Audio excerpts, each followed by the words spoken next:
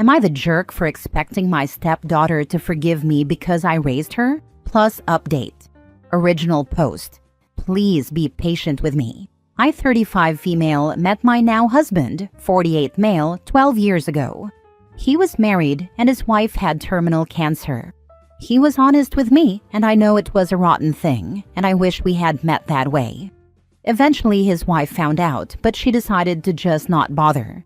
He said when he was coming to see me, she would pretend he was working long hours, and that's what she told everyone at the time.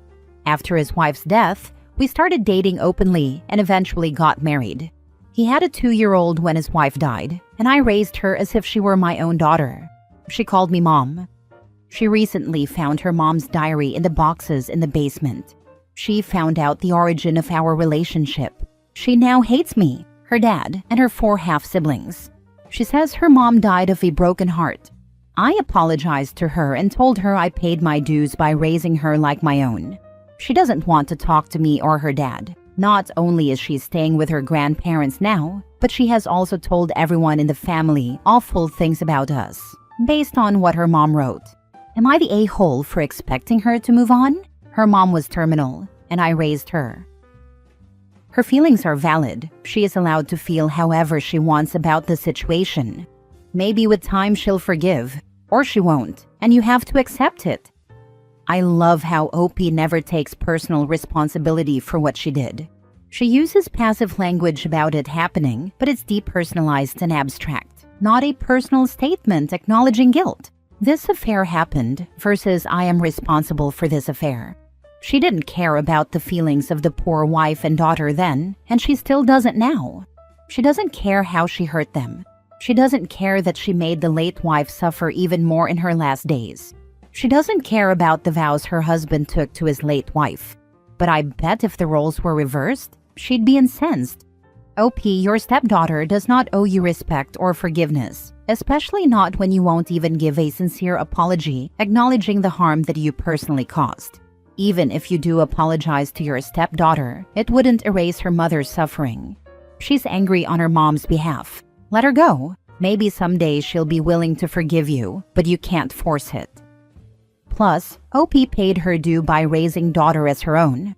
WTF, the child basically saw OP as a mother her whole life. And now OP is saying to the daughter's face that she was just a burden necessary to atone for her sins. That's so much worse than just not apologizing. Also, that means the father cheated on his dying wife while they just had a baby. What a POS. Yeah, OP's husband sucks majorly. I'm sure this is also hitting his daughter right now and contributing to her anger too. I wouldn't be surprised if she goes full no contact with everyone involved. She has told everyone in the family awful things about us based on the stuff her mom wrote. Are these things true? Because there's a very good chance the things are true. OP never denies it. She's just got hurt fifis that people don't like her now. You're the a-hole. First of all, this is new information to her. She hasn't even had the chance to fully process this without telling she should forgive you. Second, you raised her because you married her father. None of that excuses the choices you made. You knew he was married. You knew his then-wife had cancer. You made the choice to keep dating him. Stop acting like you're the victim here. Right? I expected it to be, Mom died then we met, and Dad replaced her in daughter's eyes. But OP literally cheated with the dad, then had the audacity to flip the mattress and pretend everything was fine. If I was that poor kid, I wouldn't be talking to my step-parent either. Now for the update. No, I'm not having an affair now. Yes, both his late wife's family and his own family are attacking me. Yes, I deserve it. No, I'm not going to leave him. I talked to him again last night. I asked him why he doesn't say anything to his family, that it wasn't all my fault. We both did a rotten thing. He said, "What do you want me to say?" I was looking for a shoulder to cry on. I was vulnerable. You should have stopped me when I kissed you. You should have known better. But it doesn't matter. It's ancient history. I don't even think about it or care. I moved on, and so should you. Just ignore everyone. As for my daughter, she'll come around. Just give her space. You're the only mom she knows, and she loves you. Don't worry. I went to bed and cried my eyes out. Yes, this is karma. I'm aware. Next story. Am I the a-hole for being furious that my husband and his mother hid that she lost her pension to a scam and now expect me to financially support her? So, my mother-in-law, mid-50s, has always been a bit much. She's a lifelong hypochondriac, constantly convinced she's dying, despite doctors telling her she's fine. Over the years, I've learned to smile and nod while she goes on about her spells and energies. But recently, things went off the rails. She started seeing a soothsayer who convinced her that her workplace was full of dark energy, draining her life force. She was advised to resign immediately and devote herself to healing. Against all logic, she quit her stable job and cashed out her pension. Turns out, a few months ago, she met another soothsayer who told her her life force was being drained by bad energy and that only a cleansing ritual, for a fee, could save her. Long story short, she gave away nearly her entire pension and savings to this scam artist. She did not tell anyone while going through her cleansing. But here's the kicker. My husband knew. She told him, swore him to secrecy, and he agreed because she was embarrassed. Months ago, and he said nothing. He claims he didn't want to stress me out and that his mom was just going through something. Fast forward to now. She's broke, has no savings, no income, and is suddenly turning to us. Well, me for help with groceries, medication, rent, everything. And when did I find out? Only because she confessed when she had no money left. I absolutely lost it. I told my husband it's insane that he kept this from me and that I feel like I've been blindsided into being responsible for someone else's mess. He says I'm being heartless and it's not her fault. She was manipulated. But I say she's a grown adult who made a choice and hid it while expecting us to clean it up. So now I'm scrambling to keep our own household afloat and make sure she's not starving, all because of a decision I had zero say in. Am I the a-hole? Not the a-hole. Honestly, to me this is divorce-worthy. Your husband committed financial infidelity and now expects you to pay for it. If I were in your place, I'd be contacting the lawyer and looking for a way to get out of this marriage ASAP. Otherwise, you'll have his mother take and take while you're breaking your back to support her. Nope. I'm really considering it, but I feel that they will say I left because she needs support. Who cares what they say? You need to protect yourself, and your husband has showed you that you can absolutely not trust him. I feel like an idiot because you just repeated what my sister said when I told her this. Not the a-hole. I'd be out of there so fast. Let mom's baby boy take care of her. Give me your courage, because I have no idea how I would start over with an autistic 8-year-old boy. I don't know if I can muster up the courage to destabilize my son. Get out. Now, get his father to pay child support. It is not as difficult as it may seem from your vantage point. I am not saying it will be easy. I am saying right now, staying means you have to juggle being responsible for an 8-year-old autistic boy and his baby tantrum grandmother and her dimwit enabler son. Read that last again. Which one seems easier to manage, the 1 or the 3? This made me laugh. 1. My grandparents are divorced and my parents are divorced. I think that's what's making it hard. I thought I would break the cycle. I would get an attorney and divorce him. You need to protect yourself financially. Meanwhile, separate your finances, open a new account. Don't warn him. Make that attorney appointment stat. You do have a say. You can say no. Planning to. Our finances are not connected. My country does not do joint accounts and employers prefer to pay into an account with the employee details. I just need to find out what I should expect to happen, since I earn more than him and he has 0 assets, whereas I own the house we live in. Still mortgaged, though. Now for the update. Yeah, it gets worse. I'm embarrassed and I honestly didn't want to update, but so many people reached out that I have to. Well, as I said in the comments that I needed to sort through my finances, because even though divorce was the unanimous answer Reddit gave me, I needed to know if financially it was possible. Backstory: I had a car I couldn't trade in because of the shortfall. My honest, loving husband suggested leasing it to his brother. I was wary, but he swore it would be fine. We signed a contract, Payments came in on time for a while. I got my new car. Life went on. At some point, before the pension thing, dear husband decided he wanted to take over the house finances. And like a fool, I let him. I slowly watched groceries and bills stop adding up, even when I knew I gave him my portion. But things always worked themselves out, so I didn't question it. Because in that house, asking questions meant I didn't trust him. And now, while reconciling my statements, I realized the car hasn't had a single payment from his brother in months. The payments were from my husband the whole time. And the car's apparently been broken for 2 months. And guess who knew and never told me? Yup, husband. When I found out about the car situation, something in me just broke. Not in a dramatic, plate-smashing, screaming way, just quietly, like a balloon finally deflating. I didn't argue. I didn't cry. I just packed a bag for my son, ate mail, grabbed a few essentials, and went to my mother's house for the night. And before I left, I told my dear, sweet, loving husband he had the day to package his things. He's now moved out, gone to live with his mother, and I'm back in my house. I'm not sure how or what to feel about. I don't know if this was the right decision, if I'll regret this, if we'll ever sort this out. I don't know if this is me now, single mom in need of a lawyer. I'm just numb, and maybe that's okay for now.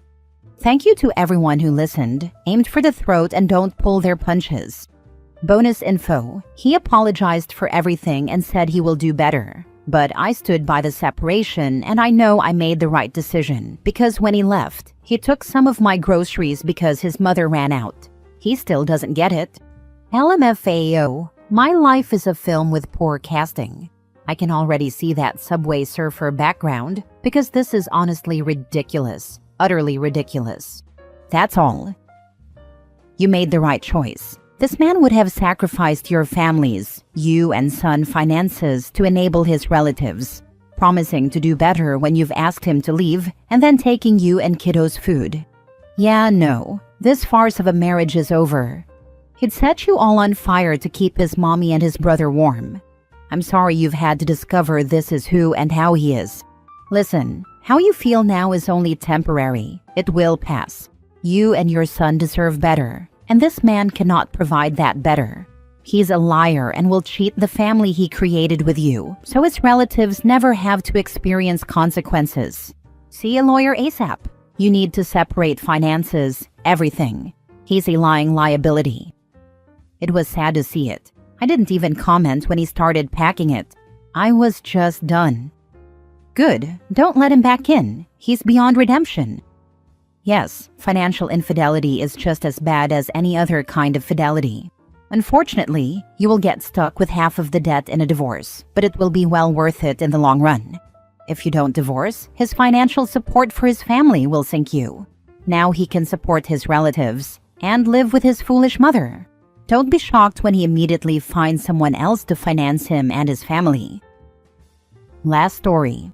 Am I the a-hole for refusing to go support and defend my brother in court? Original post. Ever since my mom died, my brother, 16 male, and I, 20 female, have lived with my grandparents. For context, my mom died when I was 17 and my brother was 14, and my dad is out of the picture.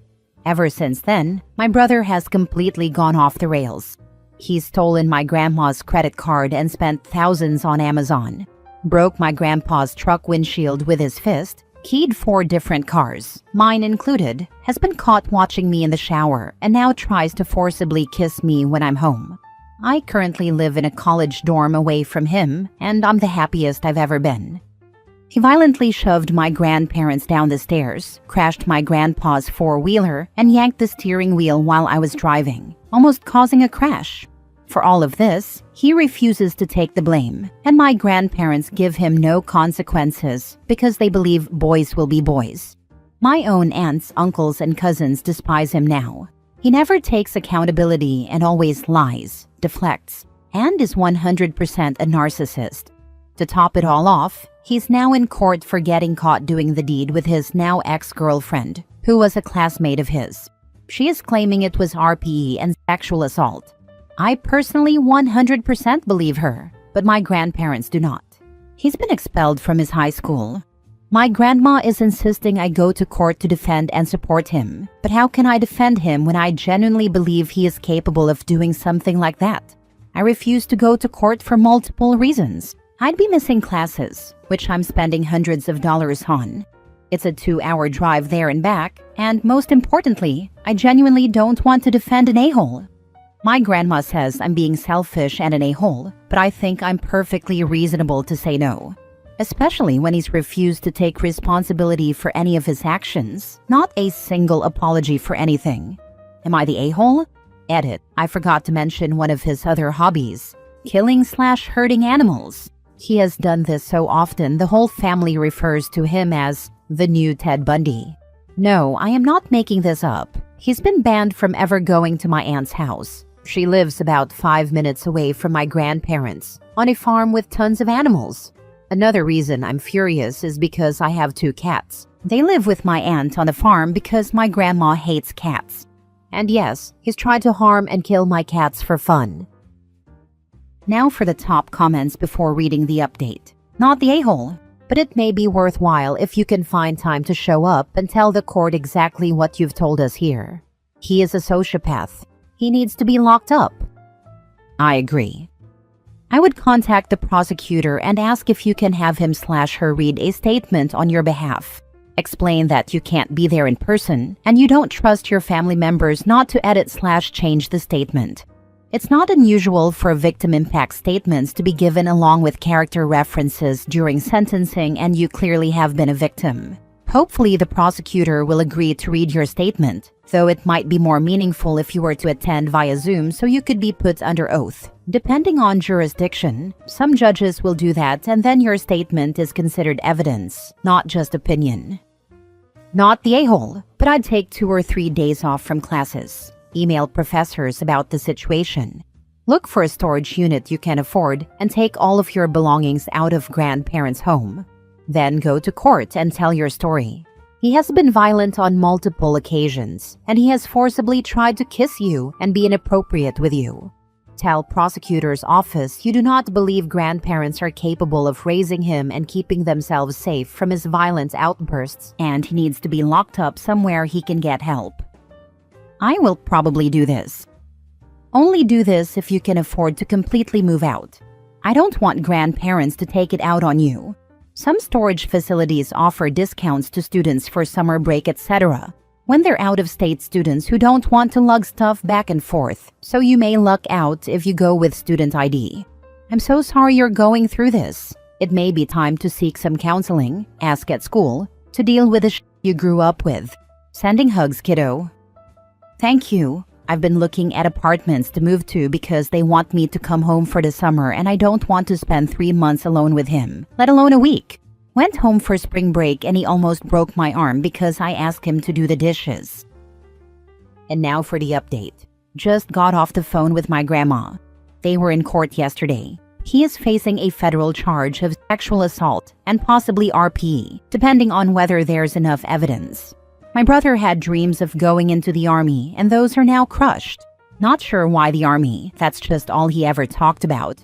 Apparently, his lawyer is going to try to use the "she was tempting him and he didn't know what he was doing" excuse, which I know is total BS. They're going to evaluate him to see if he is able to comprehend his actions, which I know he will fail because he 100% can. He would brag to me about keying cars, stealing money, hurting my grandma, beating the dog, etc.